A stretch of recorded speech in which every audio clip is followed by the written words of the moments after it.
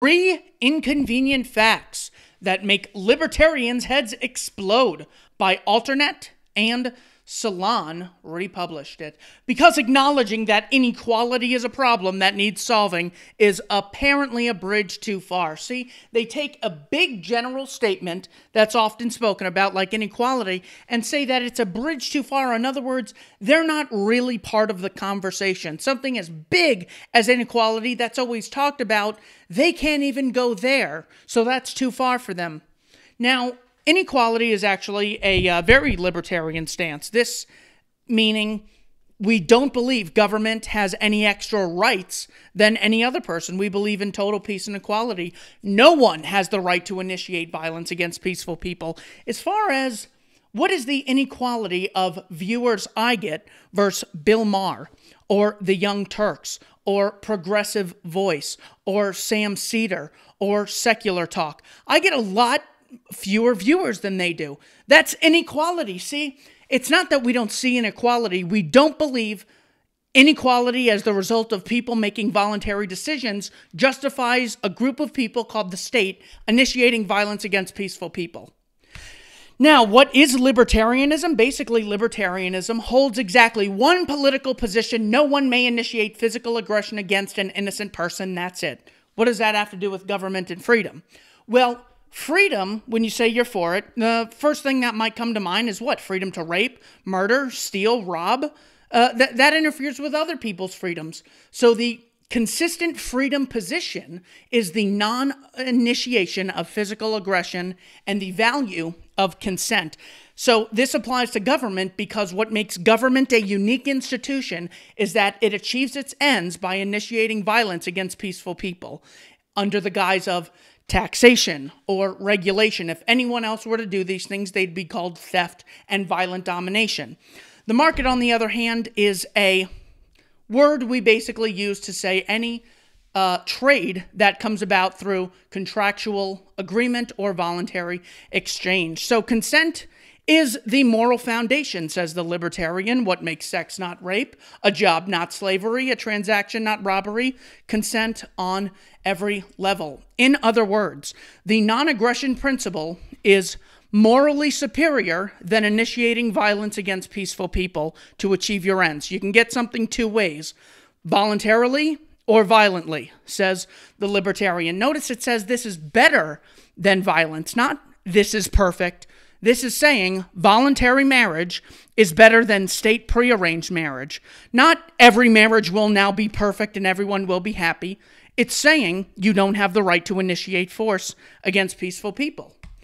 So, libertarians are proponents of a philosophy that embraces free market ideology, limited government, and a certain form of individual liberty. So, saying libertarians are against limited government is like saying they're against murder on Tuesdays between noon and 3 p.m. Yes, it's true, but that doesn't get at the foundation of why are they anti-government? Why not anti-Amazon? Amazon does a lot of stuff. What's the difference? Can't we just fix government? The problem with government, as we have here, is that it has a unique ability to have legitimized coercion. So that's the root of the issue here. Next time you find yourself in the company of one of these quizzical beings, oh, they're quizzical. See, they're not attempting to make an argument for why morality is objective and why things should apply equally to government agents as they should any other human being. They're just quizzical. They're just interesting. Have some fun with them. Don't take them seriously. Try bringing up one of the following topics and watch them start galloping off in 10 directions at once. Okay. So they gallop off. This is making it seem as though the you're associating cartoonish things that are done with the human being that is a libertarian. So they respond so irrationally, often 10 directions at once. In other words, they can't really focus in. They don't really have anything legitimate. They just start dancing around these really big things. Let's see if that's the case. The inequality problem, which I believe I addressed at the beginning. Why do some people end up with most of the toys? Why is it that only some of the NBA players get all the attention? How many are there, and how many can you name? How many sell a million jerseys? Well, because people are different. Different people specialize in different things. Why do so few artists get so many of the listeners? Well, because when people have the freedom to choose, a lot of people choose in the same direction. Nothing terrible about that. The fact that in a capitalist system, money seems to flow. Oh, it seems to flow. So in other words, it's not the result of people making voluntary decision. It just seems to be this way. It's a little more mysterious. No, it's the result of people making voluntary exchanges. Seems to flow into the hands of the few. Ooh, hands of the few, as opposed to government, where a majority of 535 congressmen violently steal $4.2 trillion annually. Is it the capitalist system that seems to flow money into the hands of the few? They steal $4.2 trillion annually. The group that comes second, I think, is Amazon with $11.2 billion. There's, is that even close? You're worried about money in the hands of the few, and you're grilling libertarians? Is the source of big headaches, headaches, promoting uncomfortability. So it's really uncomfortable when this happens. The fact that it's uncomfortable doesn't make it justified. Government really causes headaches, with its taxation and its genocide and its wars and its bombings and its sanctions that, starve people to death. Does government cause any headaches? For many libertarians, though not all, some seem to regard any market outcome as the hand of God herself. In other words, associating libertarianism with a religion, when actually statism is a religion. It's the belief that basically by writing words down on paper, some people sometimes can alter morality. So it's all right to cage people one day for drinking alcohol, but after the high man in the presidency writes words down on paper, then it's okay to drink alcohol and you don't get to cage people. Is it all right to nuke civilians? Well, did government tell us it's okay? Then it's okay. Same with the drug war, same with regulating voluntary business interactions. So a perfect case of projection. Irrefutably. Irrefutably. This is going to be good. Because this is irrefutable. So they're really putting a lot of eggs in one basket. America's income distribution has become ridiculous. Ridiculous. I don't know what ridiculous means. Is it ridiculous that that so few actors get so much attention? Is it ridiculous that so few products get so much of the purchasing and all the marketing attention because people buy from there? To call it ridiculous, is that, if I were to say government has become ridiculous, would I really be making a point there? Ranked 4th in the world out of 141 countries for inequality. It's important to determine inequality is different from poverty. Just because people are unequal doesn't mean one is poor. What should be the archenemy is aggression and poverty. So just because a person in America has a ton more money than someone in Haiti, that's not bad that that person, in middle-class America. The problem isn't them. The problem is poverty in and of itself. But see, just pointing to inequality, a kind, undefinable term that could mean anything at any time, and it's super relative, gives them the justification to always justify further state intervention. Behind Russia, Ukraine, and Lebanon, and this rattles many libertarians. So we gallop away like horses in 10 directions, and we're rattled like snakes. So we don't have a mind. We don't have any responses to this. There are not libertarian books written about this topic at all. It just rattles them. Libertarians usually start by insisting that how much money you have boils down to the choices you make as an individual. Bad, stupid choices equal poverty. Good, smart choices equals wealth. Those clever Russian oligarchs. Sometimes, yeah, but that's not really getting at the heart of the issue. Wealth should be acquired through voluntary exchange, not initiating violence. That's really the libertarian position. A lot of times it's the result of, where you're born. Sometimes it's who you know. But overall, if you ask the very successful people how they got there, well, it's the result of choices they made.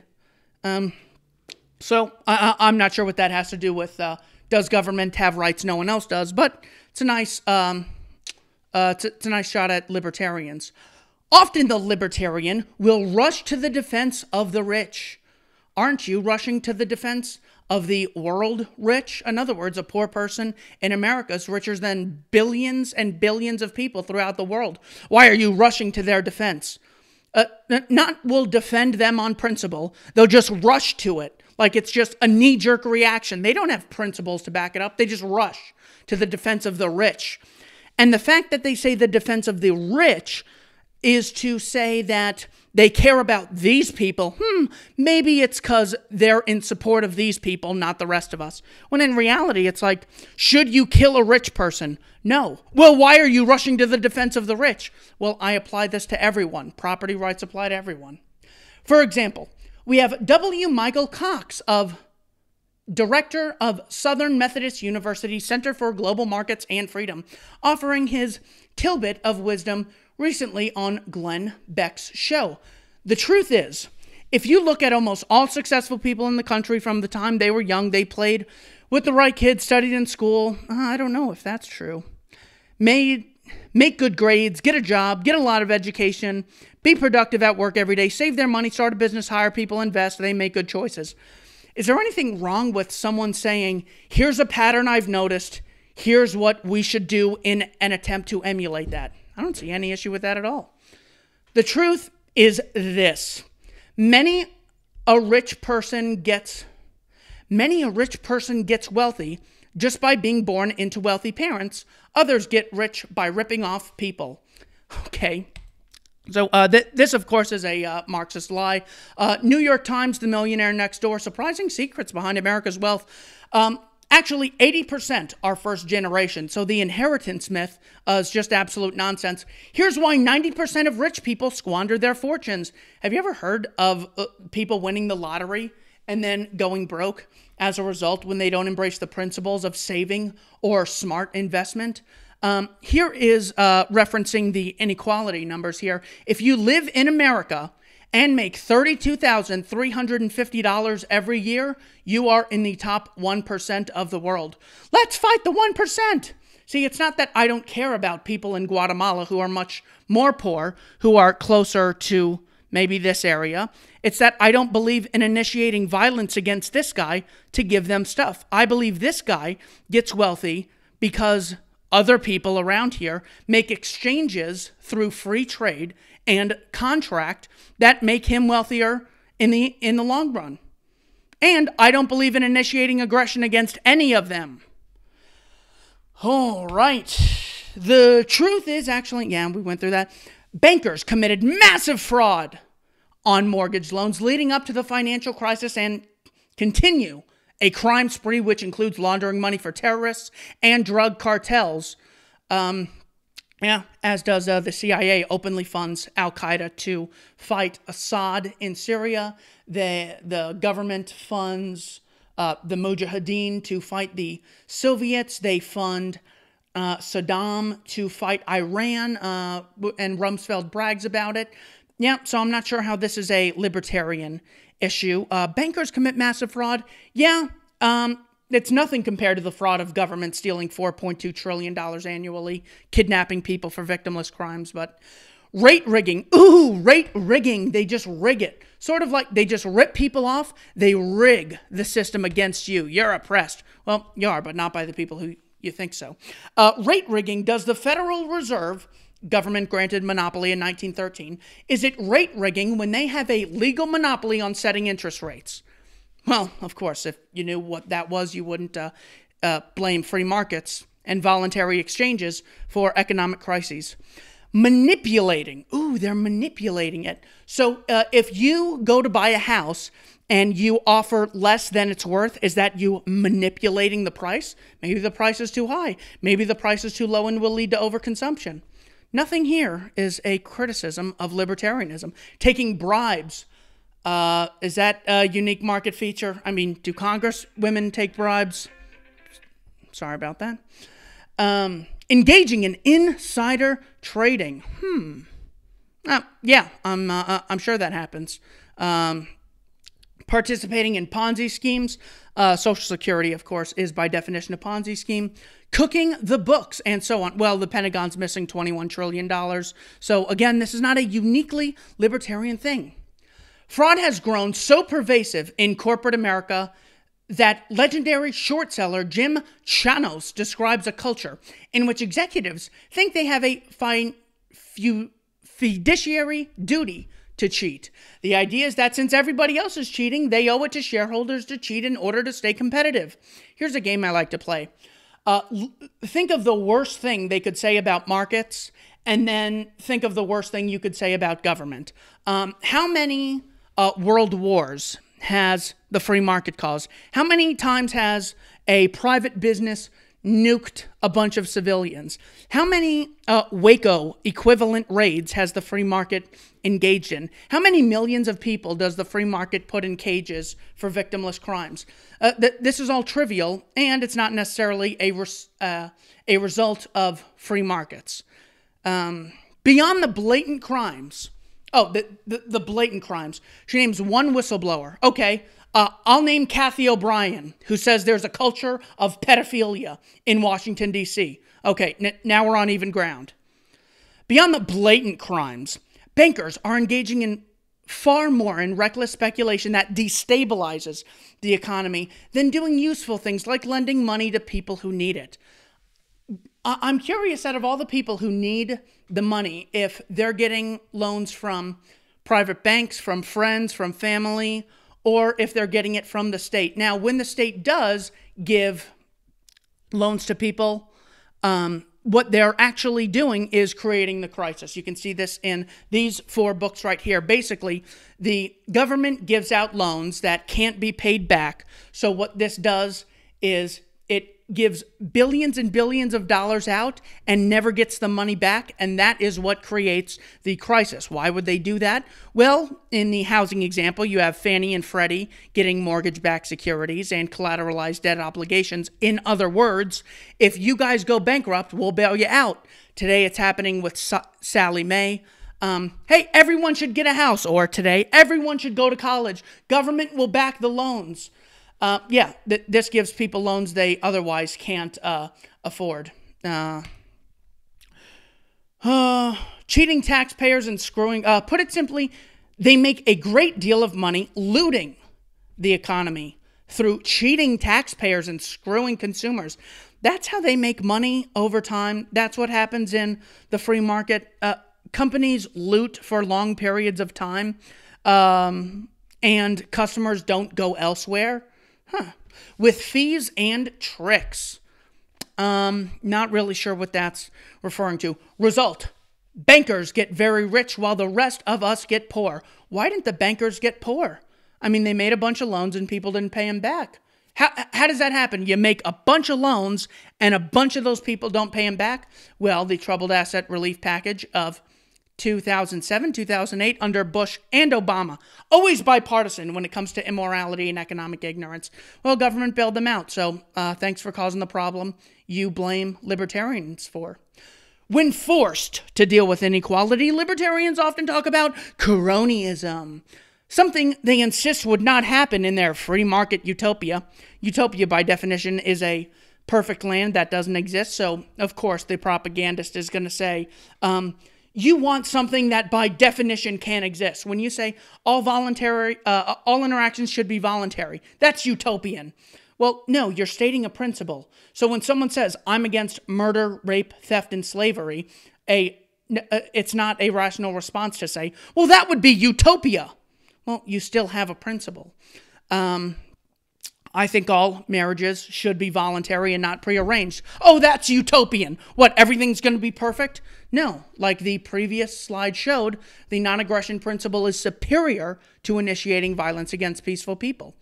Cronyism, they insist. They insist it. They don't make the argument. They just insist it in this irrational way. Is all about government favors, forgetting that cronyism is rampant between various market players. So nepotism can exist, and it's done with their money at their expense.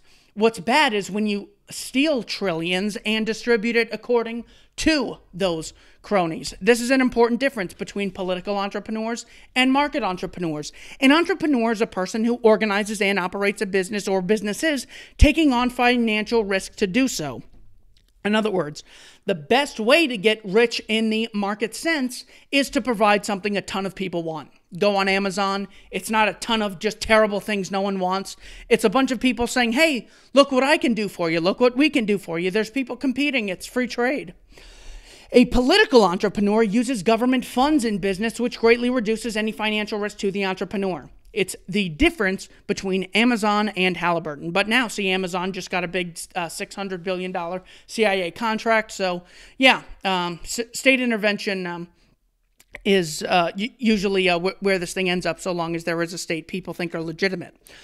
They often work to pass laws that hinder their competitors, known as licensing or regulation. Thus, political entrepreneurs, one could argue, are really not entrepreneurs at all, says Bert Folsom. Where were we? Forgetting that cronyism's rampant. What do you call it when corporate CEOs collude with their boards to award themselves outrageous salaries? If you are an English speaker, you call it cronyism. When the owner of a bank colludes with another bank owner to do things like interfere with prices or squash competition. But how is the competition being squashed? Is it because we're offering something so much better that customers want to do it? Or are you using the violence of the state? That matters. Are you becoming a better ice skater, or are you Tanya Harding breaking the legs of your competitor? There is a principal difference, as the Bert Folsom example just explained. And the fact that the author is ignoring this, that is propaganda. That's also a form of cronyism for some reason. So there's no real answer to this. For some strange reason, it's strange, that so there hasn't been books written about this. The Mises Institute hasn't written articles on regulation and inequality. There's just some strange reason. No one really knows. If only there were some way of finding out their position.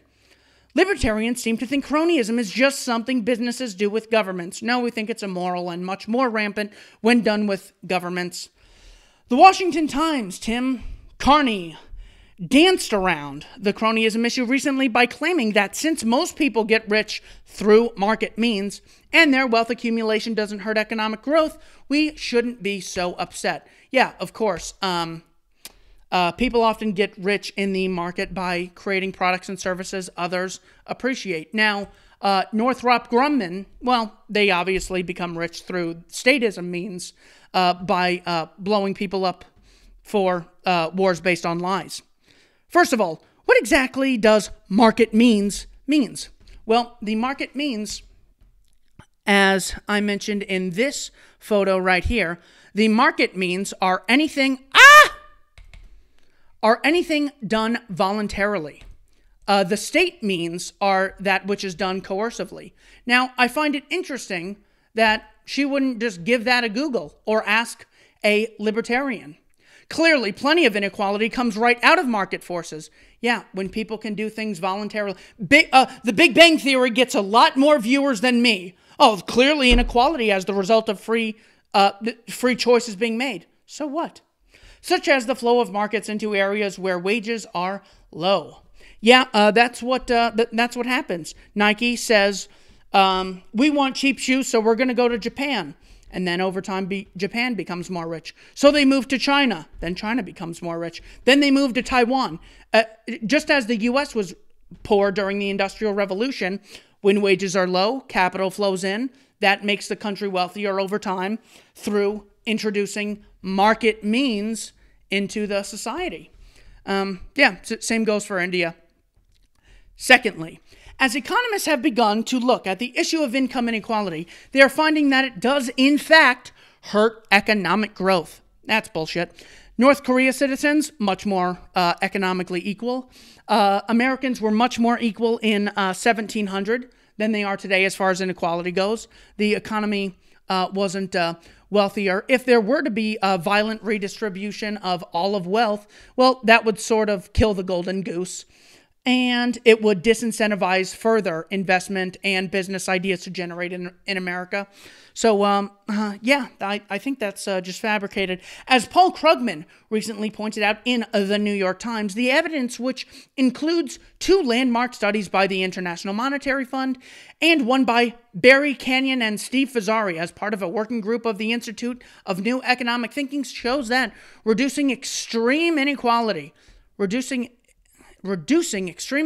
in America. Are you Nazis?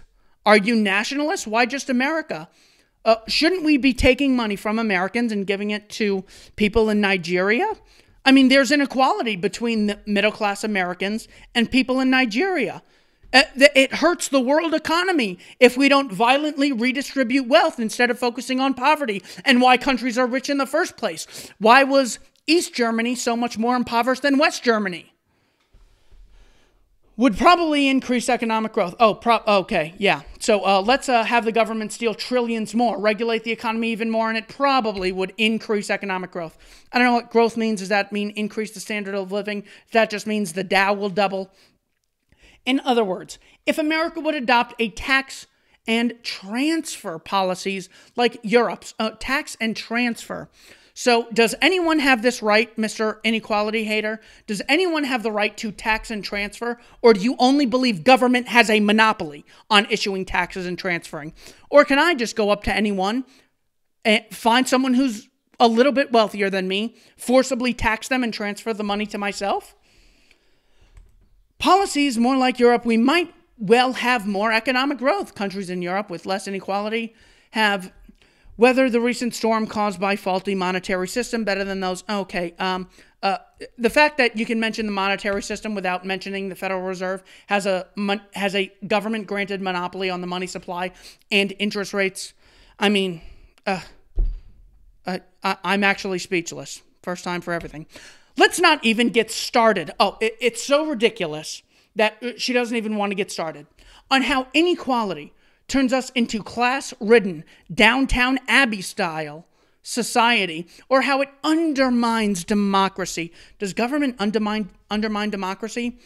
In markets, you can choose what to buy and what not to purchase. The individual has much more sovereignty in the market than they do under, quote, democracy, which is code for mob rule, gang rape, and a lynch mob. By allowing corporate and billionaire dollars to dominate the political system, why don't they just represent everyone? Isn't that a shortcoming in government? Who is forcing them? Who is forcing the people to vote for only billionaires and not people? I think Trump spent less money than Hillary, so it's not just billionaires dominating.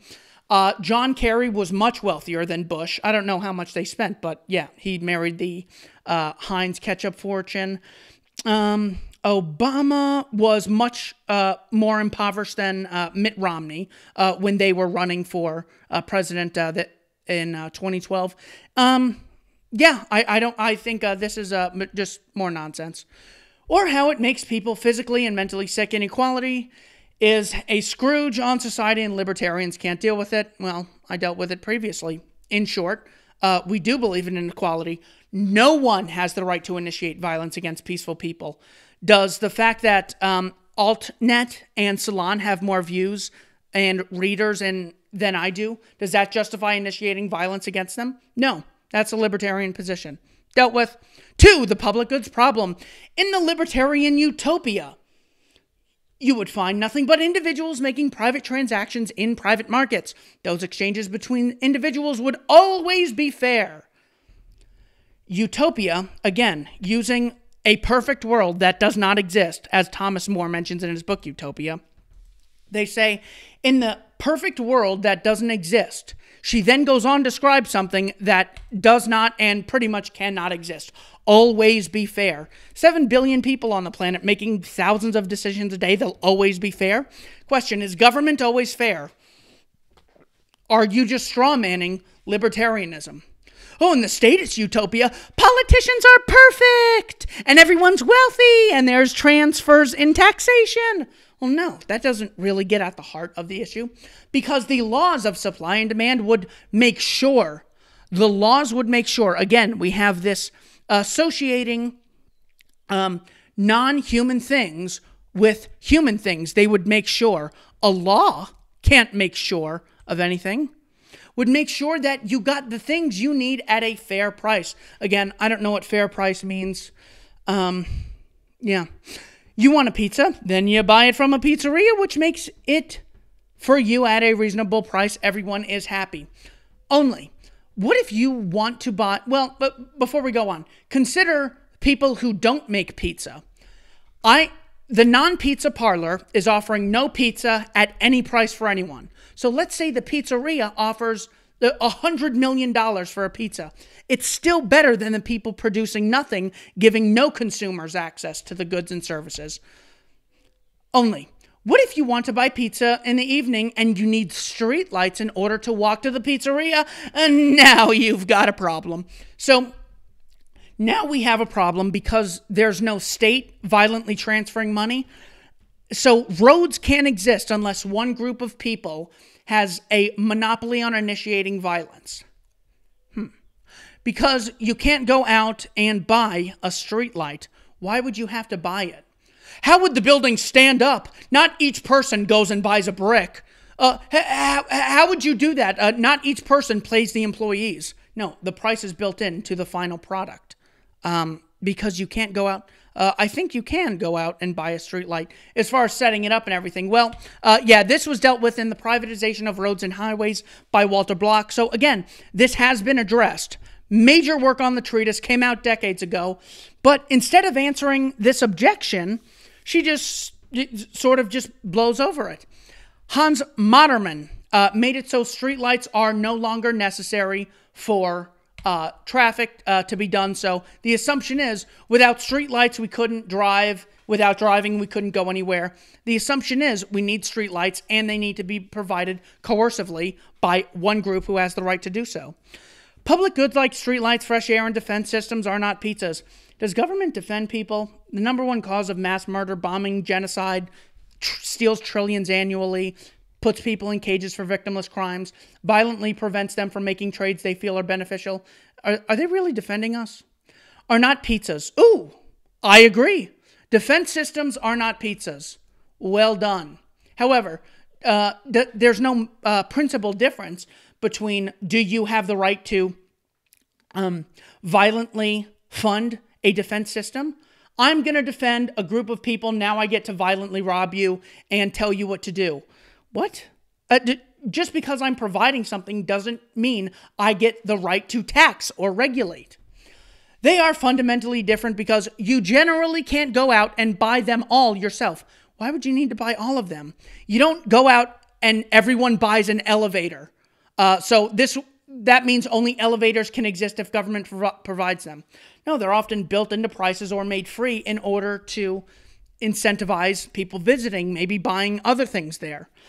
Unlike pizzas, they aren't consumed by one person or a group of people. For example, they are built and working. Every person who walks down a street benefits from the street light. Ooh, so people benefit without having to bear the cost. I think 47% of Americans don't pay income tax. Are they benefiting from government because they don't chip in? I'm really benefiting from the mall that was built close to my house.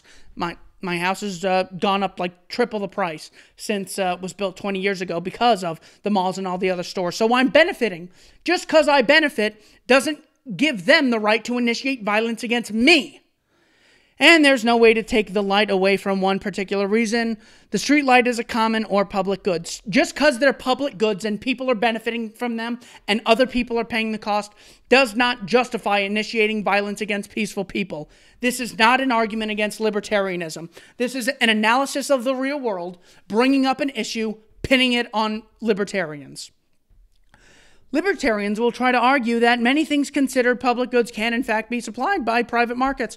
I don't know if they can or can't. Walter Block in that excellent book says they can. A lot of other people, the Tannehills in The Market for Liberty say they can. Private Governance by Edward Stringham says they can. I don't know. that doesn't change objective morality. Violence is immoral for everyone. Even a group of people with badges called police granted privileges by a group of psychopathic congressmen. How would this work in the case of streetlights? Okay, you're asking me to play psychic? I don't know how it would work, but if I were to be a psychic, I would say Hans Moderman's model of there not being streetlights. How would this work? I don't know. How are people going to get married if the Catholic Church doesn't prearrange marriages? How are people going to get educated if people aren't forced to go to Mormon school? How are they going to know anything about morality? I don't know. You're making a moral case, and whatever follows from that, so be it. Let's say that you somehow or a group of people got a lot of money together and could actually go out and buy a street light. Oh yeah, this is real far-fetched. Now, you'd have a problem of free riders. People benefiting from things isn't a problem.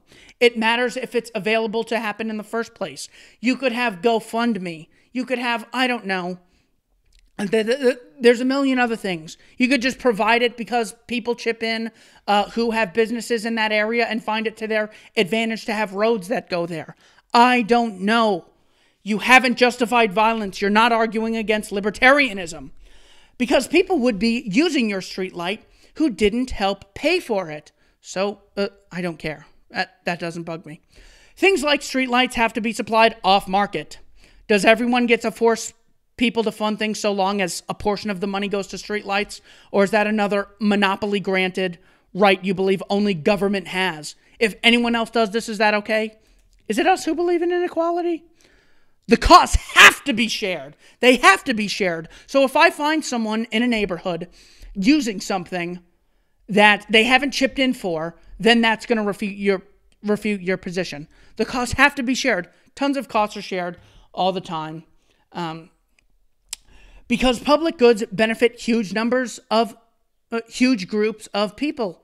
Yeah, building things benefits a lot of people. Making art benefits a lot of people. Exchanging ideas benefits billions of people. Making YouTube videos that you don't charge for benefits people. That doesn't give you the right to initiate violence against peaceful people. One of the core functions of government is to supply public goods that markets either fail to provide or cannot provide efficiently. And this is one of the reasons libertarians get into a tizzy about them. Well, at least we're not rattling or galloping in 10 different directions. It's not that we get tizzy. We just say provide them voluntarily because we believe in equality. Another public good that flummoxes libertarians is national defense. Well, again, I mean, governments cause wars which don't defend nations, so this might not be uniquely libertarian. If you mention to them that the market can't possibly supply the defense of a country, they will cross their arms and answer, how do you know? They will insist that if there is enough demand, supply will magically flow. Oh, they're utopians who believe in magic. Do they claim to believe in magic, or do they say government is the cause of the problem in the first place? Why do people want to blow us up? Because of the, quote, national defense. Here's where it gets great. Well, history tells us, this is an appeal to God. History tells us, not people studying history, not historians. History in and of itself is objective. There's no other way to look at it than this. History tells us that countries that don't get their act together on national defense have big problems. Of course, I knew the Nazis had to be mentioned. So Germany really got itself together on national defense. Did it have big problems? So it did get its act together on national defense, spent tons of money violating the Versailles Treaty, and yet it had big problems. Yeah. It's almost demented to think that private markets would have supplied defense against a growing threat from Germany in the 30s. No, they wouldn't have created it in the first place by implementing the Treaty of Versailles that that got rid of the Kaiser's rule previously, that gave Hitler his rise to power. Again, just like the economics and monetary complaints, the author is unable to find the source of the issue. Not least because, as is now well documented, many private business interests in the U.S. Britain favored accommodating the Nazis. Yeah, they did. One was called union banking. To counter the argument about supply and demand concerning national defense, you can simply point out, this is going to be very obvious, so watch out. You can simply point out that the draft has been necessary in every major war. Wasn't necessary in the Iraq War, but again, we're not talking about morality. We're talking about necessary. So slavery is necessary. A person complaining about inequality just justified forced labor, which in the First World War led to 117,000 American men murdered. Slavery is necessary in every major war, killing people en masse. Well, you're assuming the war in and of itself is necessary. You're assuming that in the absence of a state, there would still be these mass wars. You can sometimes find enough people to volunteer during peacetime, but people have a funny habit of not wanting to get themselves blown away during war times. This is why in the U.S. Civil War, so that one killed about 600,000 people for the purpose of preserving the Union, as Abraham Lincoln cited in a private letter to the founder of the New York Tribune, Horace Greeley, in 1862. But it's just necessary. So she just says that there was a civil war and it was necessary then. Doesn't even say, was the Civil War necessary? Recruitment was total chaos. It's chaotic, enslaving people? Good! With rich people paying poor people to go fight in their place. Oh, that's bad. There was a voluntary transaction between two individuals. That's bad. Slavery, the draft, well, that's good, obviously. In 1863, New York City exploded in a 4-day-long murderous riot because people opposed the Civil War draft. People opposed slavery. Oh, how uppity. Law, which allowed rich people like J.P. Morgan and Andrew Carnegie to pay off a substitute. See, they get you by saying you should hate libertarianism because it benefits bankers and they defend the rich and it benefits J.P. Morgan and it benefits Andrew Carnegie.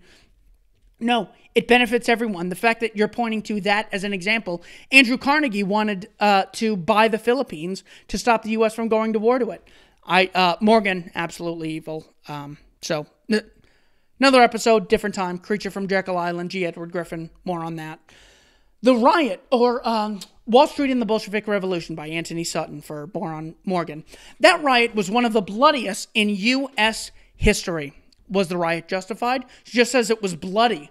Was the Civil War bloody? That killed 600,000 people when the population at the time was like 40 million? Dear God, it was bloody. This is bad. See, libertarian ideas lead to bad things. Another thing that you can point out to libertarians is how many public goods like research and infrastructure. I've done tons of research without state violence. And infrastructure are necessary for all those wonderful market products they are so fond of. The iPhone, okay, here we have a psychic.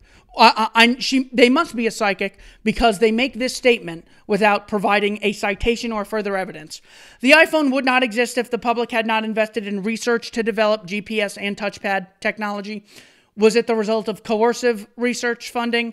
Would it not have existed in the absence of that coercive funding? Or developing the internet? Yeah, I'm really not sure the history of what exactly led to those things. I'm not even sure how they generally came about. But the car, the plane, amazing things. You don't have to initiate violence against peaceful people. Andrew Carnegie lowering the price of steel by 100,000th of what it was previously so every person could have it and all the products made using steel would become much cheaper, done without government. So I'm really not sure what this is proving. Or creating highways on which Apple can move its products. As I mentioned previously, Walter Block proves in that book, absolutely, roads have been, can be today, and in the future, could absolutely be funded voluntarily. In order to, and even if they couldn't, it wouldn't justify doing it in the first place. I can't imagine how without using violence, food could be made, so I get to enslave people to make food. And I get to steal money from people so long as I send some of the funds to research and some of the funds to infrastructure. In order to prosper, this person knows the root of economic growth. in order to prosper, America needs more and better public goods, not less. And some things just can't be left to markets, which brings us to our next issue, the regulation problem. I forgot which notes I had made on here. The regulation problem. Libertarians famously oppose government regulation of business. No! Libertarians famously oppose government regulation. That is the sentence right there. Of business means everyone, including business and women and men and blacks and children. They're against it in principle. It's not just for the rich, for Andrew Carnegie, for J.P. Morgan, for the draft against poor people, for the bankers, they're against it and they're just defending business.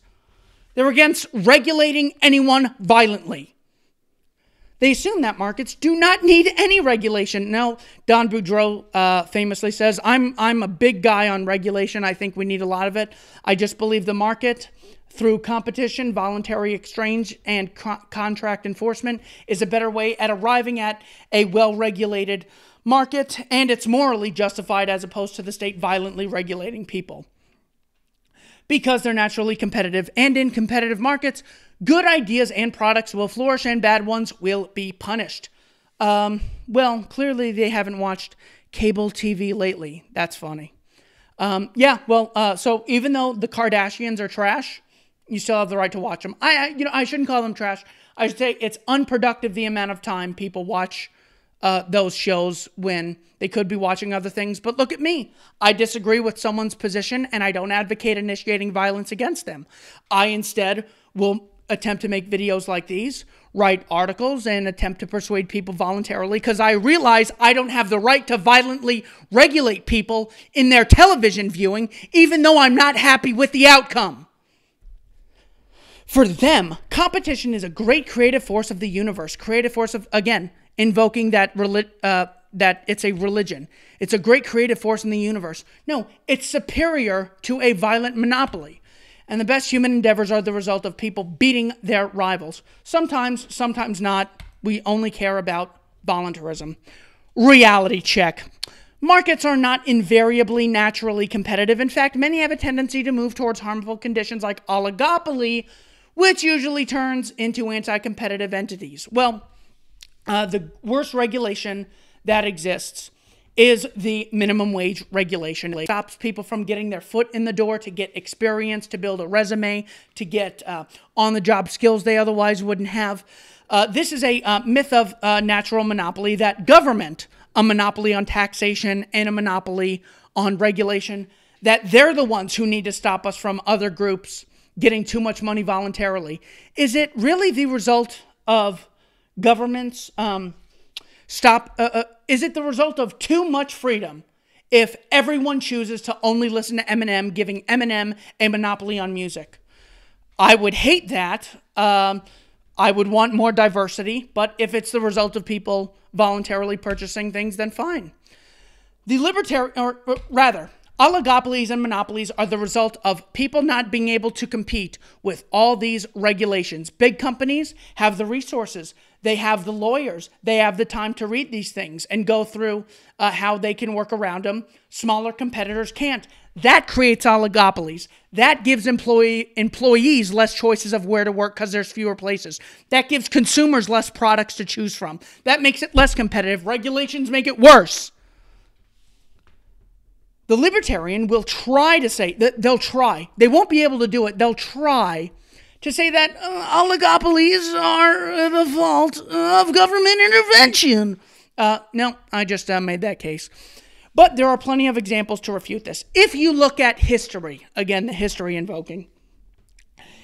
How about this? I'm curious if you actually believe this argument.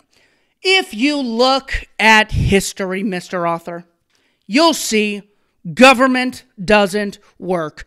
It oppresses people, it steals trillions, it cages them for victimless crimes, it enslaves people to fight wars based on lies. Look at the Gulf of Tonkin, look at Iraq WMDs, look at the sinking of the Maine, look at the warnings the German government gave us for Lusitania, look at the Treaty of Versailles, look at the babies in incubators deception. Look at Afghanistan, the longest war in American history, yielding us nothing and killing thousands of innocent people. Look at history.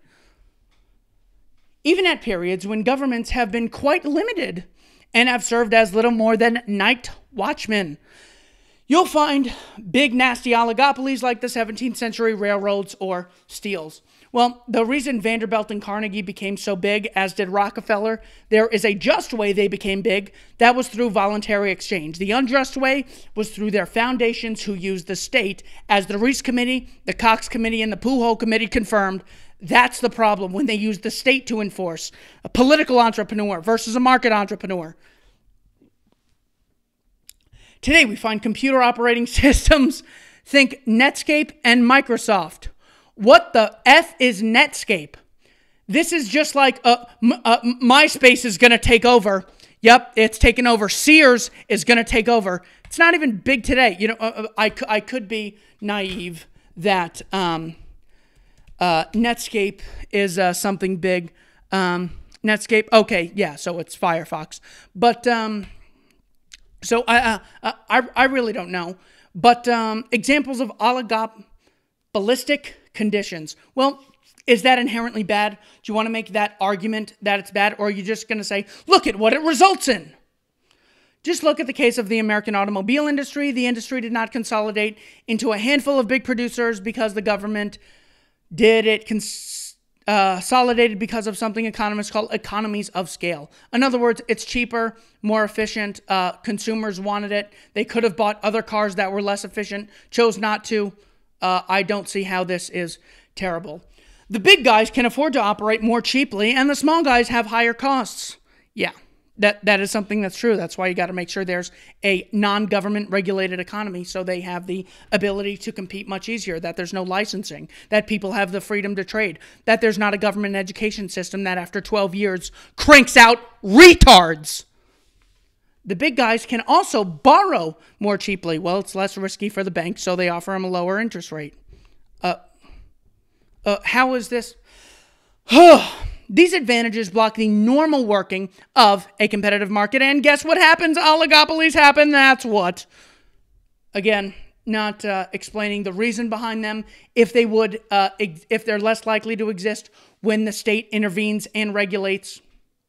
If it's inherently bad, what the solution is. Would consumers be happier? Is it morally justified to regulate even if it does result in oligopolies?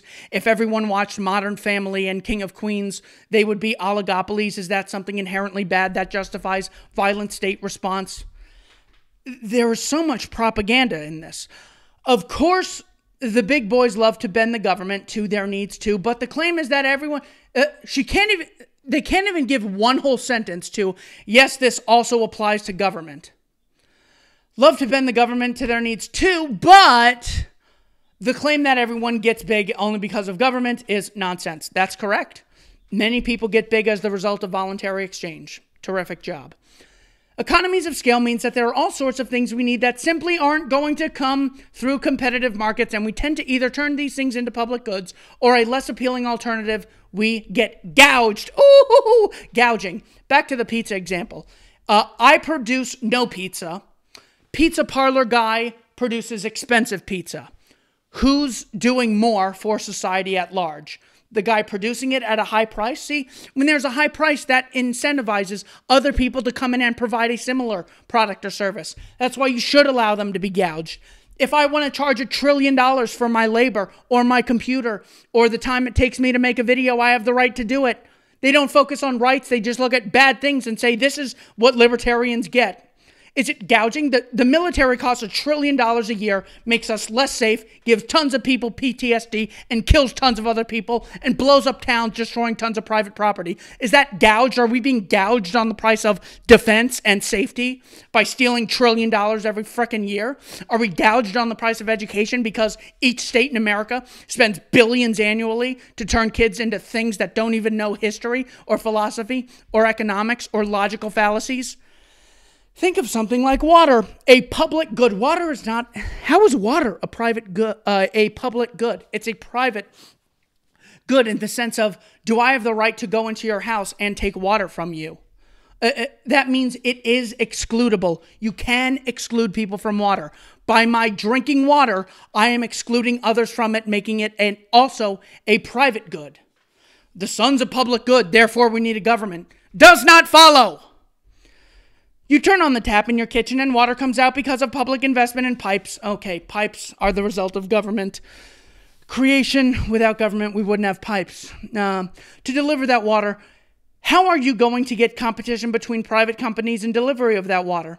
By packaging up the water in barrels and sending it to people, by making it easier for people to move, by making travel less expensive through cars, bikes, railways that are privately funded, as you mentioned earlier in the case of Vanderbilt, by making trains, planes, automobiles, by making helicopters that allow people to travel. This way they could access water at different areas, or they could move more easily when costs go down of transporting goods and yourself.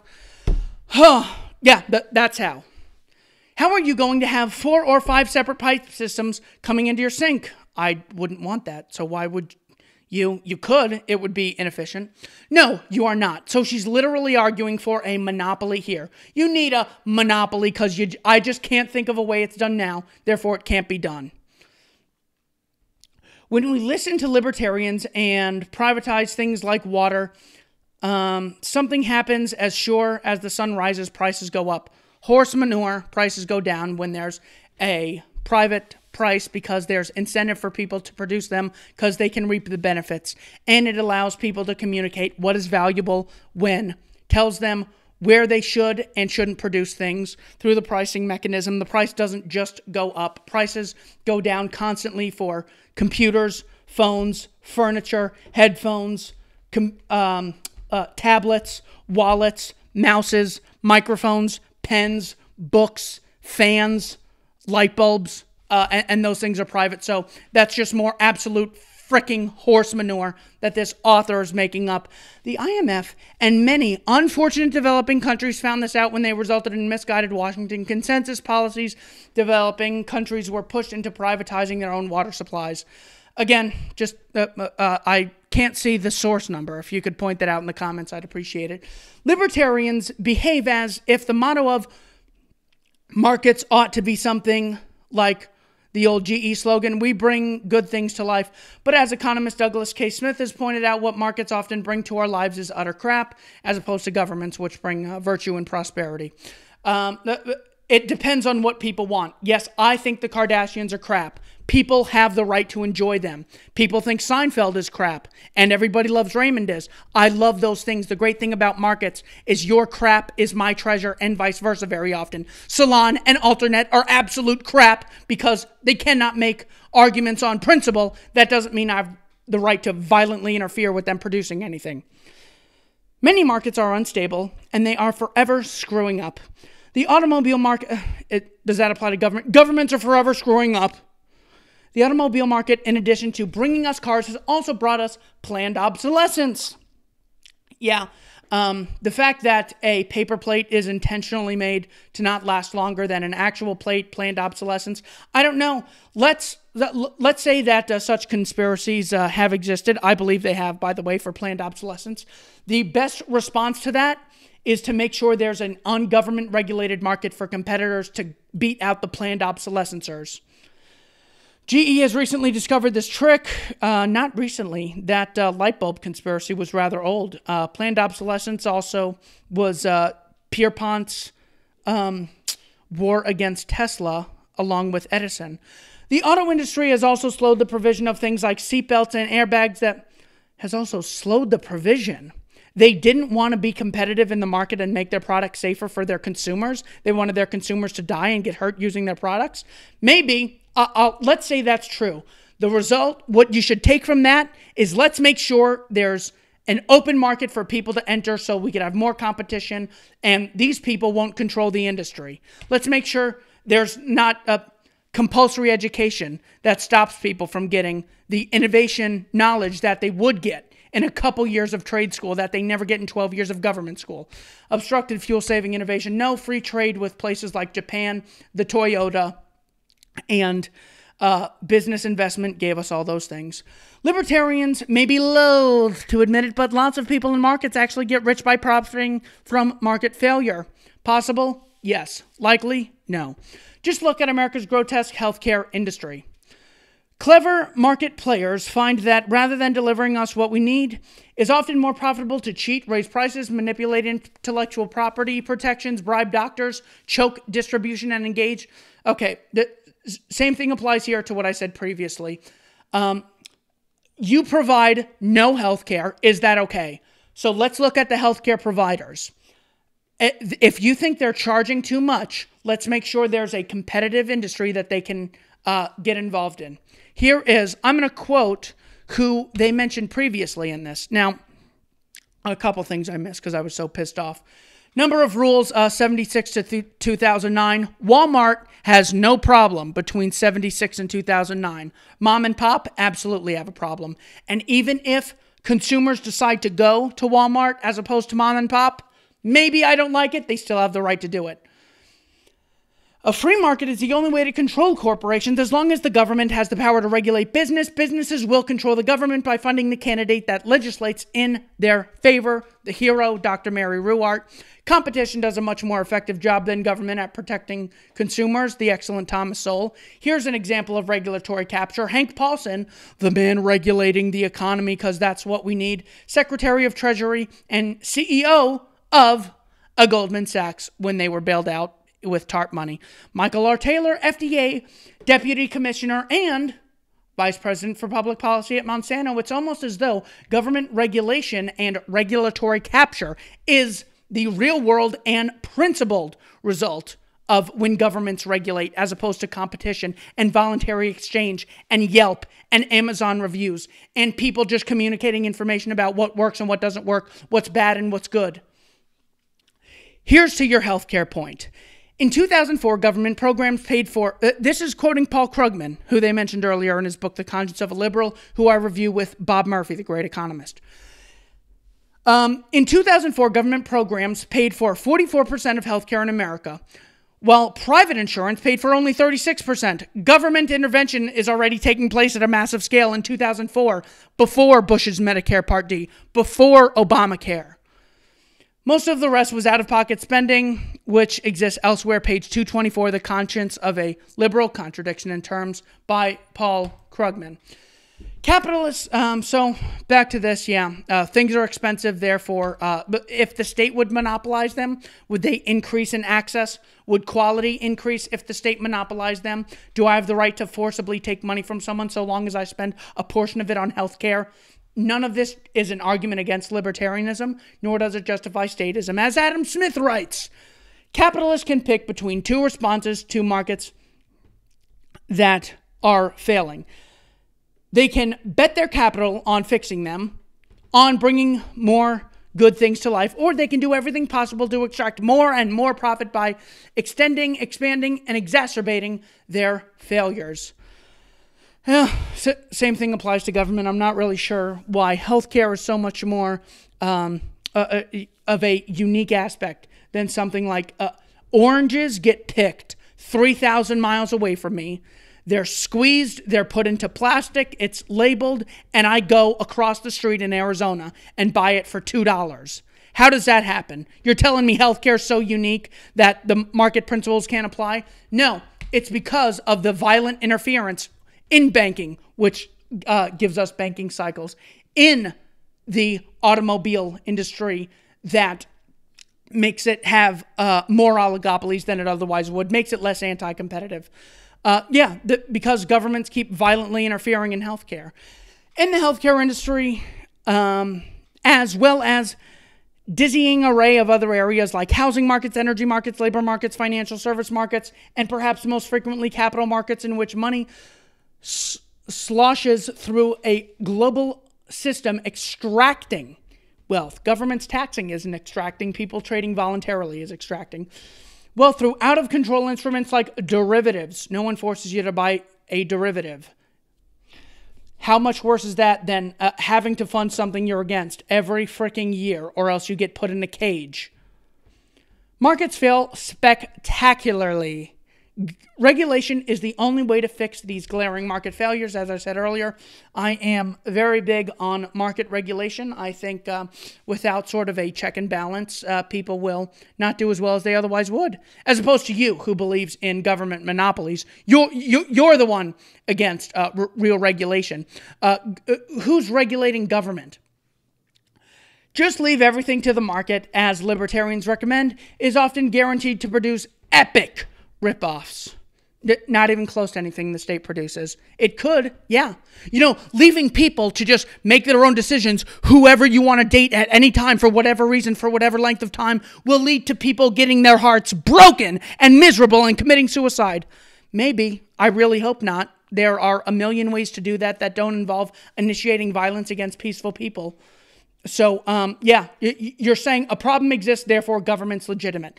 They don't say, see, government fixes it. See, this problem doesn't apply to government. Government's virtuous, and it's morally justified to violently intervene.